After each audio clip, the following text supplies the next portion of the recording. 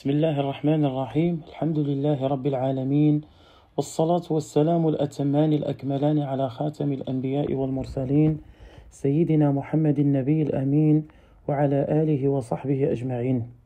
أما بعد، معاشر المستمعين الأفاضل، السلام عليكم ورحمة الله وبركاته. في إطار خطة تسديد التبليغ من أجل حياة طيبة، نقف اليوم مع موضوع جديد بعنوان وجوب ملازمة جماعة المسلمين وإمامهم، انطلاقا من الحديث الذي رواه حذيفة بن اليمان رضي الله عنه أنه قال: كان الناس يسألون رسول الله صلى الله عليه وسلم عن الخير، وكنت أسأله عن الشر مخافة أن يدركني، فقلت: يا رسول الله، إنا كنا في جاهلية وشر، فجاءنا الله بهذا الخير، فهل بعد هذا الخير شر؟ قال: نعم. فقلت: هل بعد ذلك الشر من خير؟ قال: نعم، وفيه دخن. قلت: وما دخنه؟ قال: قوم يستنون بغير سنتي ويهدون بغير هدي، تعرف منهم وتنكر. فقلت: هل بعد ذلك الخير من شر؟ قال: نعم، دعاة على أبواب جهنم، من أجابهم إليها قذفوه فيها. فقلت: يا رسول الله، صفهم لنا. قال: نعم، قوم من جلدتنا ويتكلمون بألسنتنا. قلت: يا رسول الله، فما ترى إن أدركني ذلك؟ قال: تلزم جماعة المسلمين وإمامهم. فقلت: فإن لم تكن لهم جماعة ولا إمام؟ قال: فاعتزل تلك الفرق كلها، ولو أن تعض على أصل شجرة حتى يدركك الموت وأنت على ذلك. رواه البخاري ومسلم في صحيحيهما. أعزائي المستمعين، الواجب على المسلم أن يجتنب مواضع الفتن، لأنه لا أحد يأمن على نفسه منها، والمعصوم من عصمه الله تعالى. وقد أرشد النبي صلى الله عليه وسلم أمته إلى ما يجب فعله في وقت الفتن، وحذرها من سوء عاقبة الانخراط فيها. وفي هذا الحديث يخبر حذيفة بن اليمان رضي الله عنه أنه كان يسأل النبي صلى الله عليه وسلم عن الشر، وكان الناس يسألونه عن الخير، وعلل ذلك بأنه كان يسأل عن الشر مخافة أن يدركه زمن ذلك الشر ويقع فيه، ففيه دلالة على حزم حذيفة وأخذه بالحذر، وذلك أنه كان يتوقع موت النبي صلى الله عليه وسلم، فيتغير الحال وتظهر الفتن. واجتناب الشرور أيها المستمعون الأفاضل مقدم على فعل الخيرات، والشر هو الفتنة ووهن عرى الإسلام واستيلاء الضلال وفشو البدعة، والخير عكسه. فقال حذيفة رضي الله عنه: يا رسول الله، إنا كنا في جاهلية وشر، فجاءنا الله بهذا الخير، أي ببعثك وبالإيمان والأمن وصلاح الحال وتشييد مباني الإسلام وهدم قواعد الكفر والضلال واجتناب الفواحش، فهل بعد هذا الخير من شر؟ فقال صلى الله عليه وسلم: نعم. فقال حذيفة: وهل بعد هذا الشر من خير؟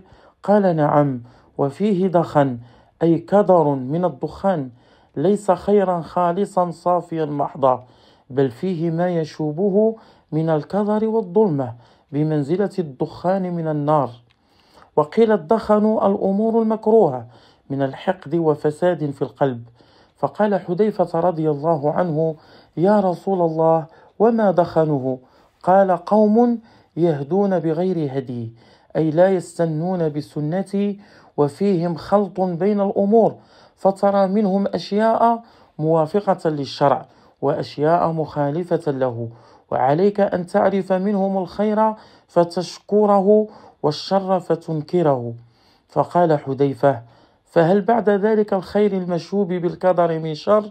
قال صلى الله عليه وسلم: نعم، دعاة إلى أبواب جهنم، وذلك باعتبار ما ينتهي إليه شأنهم وحالهم، فإنهم يدعون الناس إلى الضلالة، ويصدونهم عن الهدى بأنواع من التلبيس، فلذا كانوا بمنزلة أبواب جهنم. من أجابهم إلى الخصال التي تؤول إلى النار قذفوه فيها. قال حذيفة رضي الله عنه: يا رسول الله، صف لنا هؤلاء الدعاة. فقال صلى الله عليه وسلم: هم من جلدتنا، أي من أنفسنا وعشيرتنا من العرب، أو من أهل ملتنا، ويتكلمون بألسنتنا. وقيل يتكلمون بما قال الله ورسوله من المواعظ والحكم، وليس في قلوبهم شيء من الخير، يقولون بأفواههم ما ليس في قلوبهم، فهم في الظاهر مثلنا ومعنا، وفي الباطن مخالفون لنا في أمورهم وشؤونهم، وجلدة الشيء ظاهره. قال حذيفة رضي الله عنه: يا رسول الله، فما تأمرني إن أدركني ذلك؟ قال: تلزم جماعة المسلمين وعامتهم التي تلتزم بالكتاب والسنة، وإمامهم هو أميرهم العادل الذي اختاروه ونصبوه عليهم. وقيل تلزم الجماعة التي أمر الشارع بلزومها جماعة أئمة العلماء، لأن الله تعالى جعلهم حجة على خلقه، وإليهم تفزع العامة في أمر دينها. وقيل هم جماعة الصحابة الذين قاموا بالدين وقوموا عماده وثبتوا أوتاده. والجامع بين كل هذه المعاني هو التمسك بصحيح الدين في أوامره ونواهيه. فقال حذيفة رضي الله عنه: فإن لم يكن لهم جماعة ولا إمام يجتمعون على طاعته. قال صلى الله عليه وسلم: إن لم يكن لهم إمام يجتمعون عليه فاعتزل تلك الفرق كلها، ولو كان الاعتزال بالعض على جذع شجرة فلا تعدل عنه. والعض هو الأخذ بالأسنان والشد عليها، والمراد المبالغة في اعتزال المرء للفتن حتى يدركه الموت وهو على تلك الحالة من الاعتزال. أعاذنا الله من الفتن ما ظهر منها وما بطن. وفي الحديث علم من أعلام نبوته صلى الله عليه وسلم، حيث أخبر بأمور مختلفة من الغيب لا يعلمها إلا من أوحي إليه بذلك من الأنبياء والمرسلين الذين هم صفوة خلقه. وفيه الأمر بلزوم جماعة المسلمين وإمامهم، والنهي عن فراقهم بتفريق كلمتهم وشق عصاهم فيما هم عليه مجتمعون من تأميرهم إياه. هذا وبالله التوفيق، والله سبحانه وتعالى أعلم وهو أعز وأكرم. وصلى الله وسلم وبارك على سيدنا ونبينا محمد في الأولين وفي الآخرين وفي الملأ الأعلى إلى يوم الدين، وعلى آله وصحبه أجمعين، والحمد لله رب العالمين.